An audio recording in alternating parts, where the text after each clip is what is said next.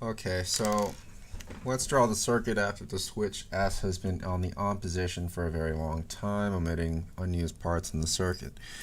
After a very long time, it will look like this.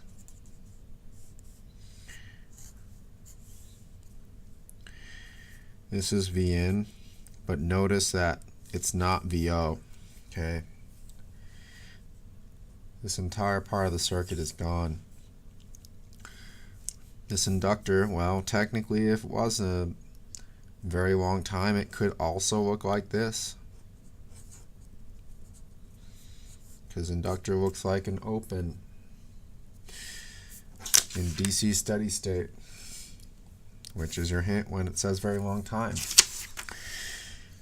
So in configuration, what is the on state delta IL on? Well, we need to know first that VL is essentially what now? VL is equal to VI.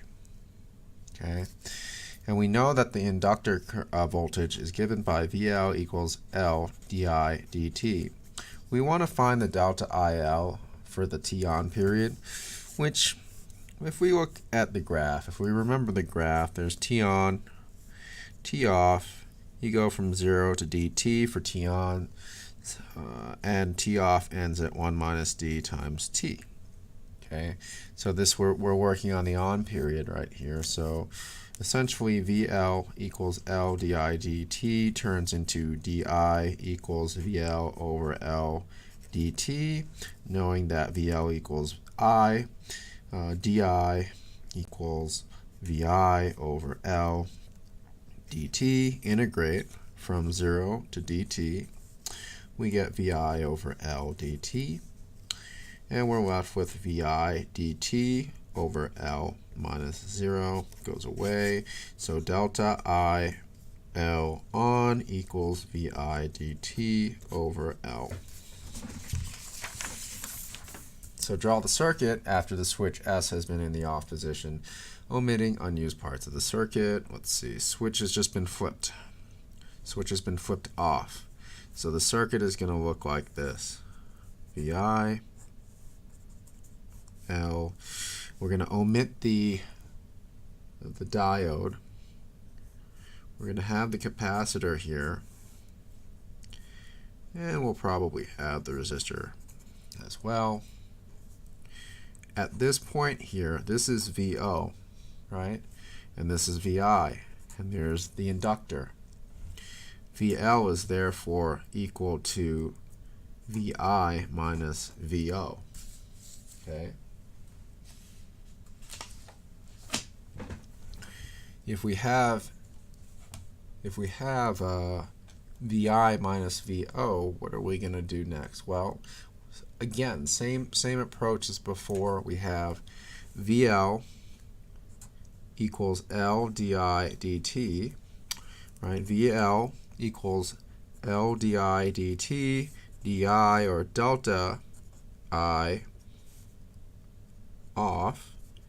Remember, we're going to go after this part of the circuit, the switch now.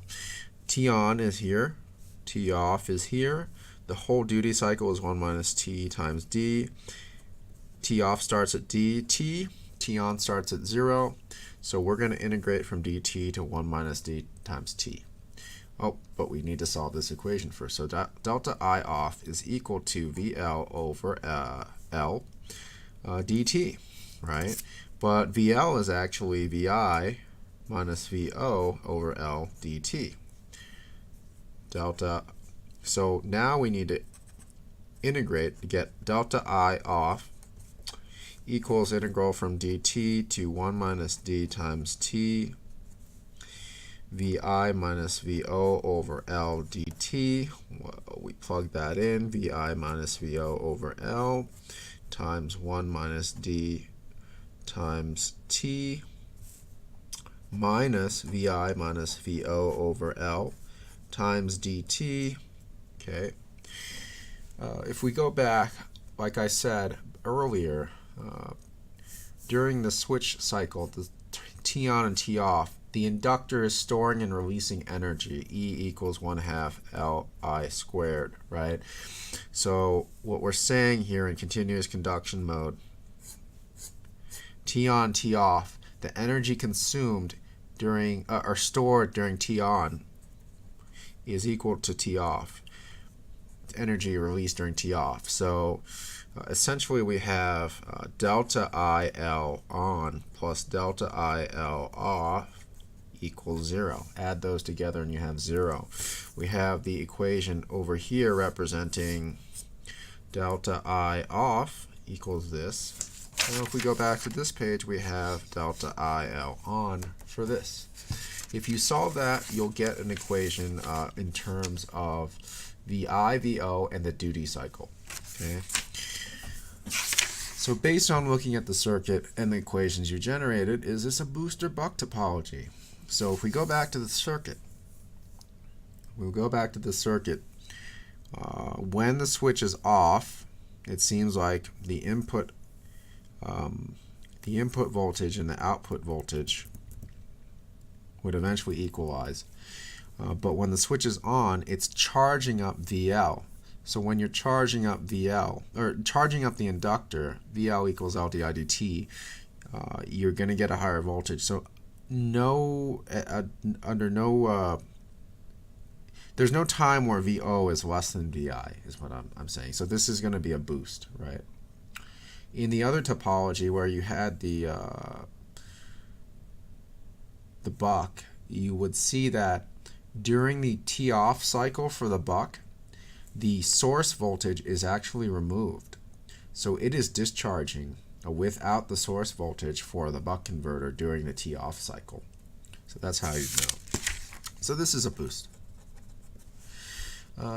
Name one benefit of using a linear regulator over a switch mode power supply. Because we're switching, you see the switch over here, you'd actually probably hook it up to a MOSFET and then have a switching frequency attached to that, to the gate of that.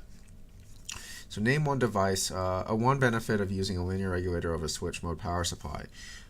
Lower ripple or no ripple, right? Lower cost, less parts, simpler design. Those are all valid options.